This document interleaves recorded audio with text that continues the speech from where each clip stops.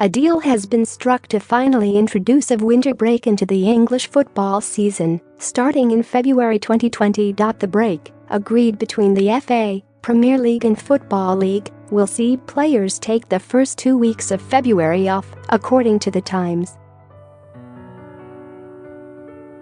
As part of the deal, the FA Cup fifth round will now be played entirely in midweek, breaking the strong tradition of weekend ties and with no replays. There will, however, still be some football during the period, as the break will be staggered. Clubs will take turns to play on weekends. 5 matches will take place on one and another 5 on another, but all clubs will be guaranteed 13 days without a game. It has long been argued that the long English season leaves players exhausted ahead of major international competitions, and the England team will hope to be the primary beneficiaries of the break if they qualify for Euro 2020 and future tournaments. It has also been claimed that English clubs are at a disadvantage against continental opponents during the latter stages of European competitions, with Spanish, German, and Italian clubs all having the chance to refresh in warmer climes during a winter break. The winter break will not apply in the Championship, League One and League Two, as the 46-game league schedule already means a schedule packed with midweek fixtures.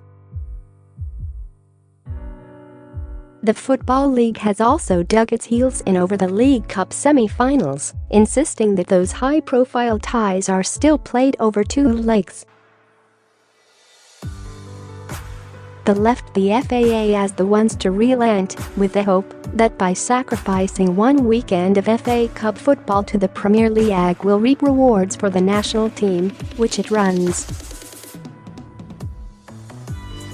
How will the winter break work in 2020? The break will be taken in the first 2 weeks of February, which keeps the traditional festive fixture list intact. Each club is guaranteed 13 days off between matches, but the break will be staggered so there will be weekend Premier League football throughout the break period.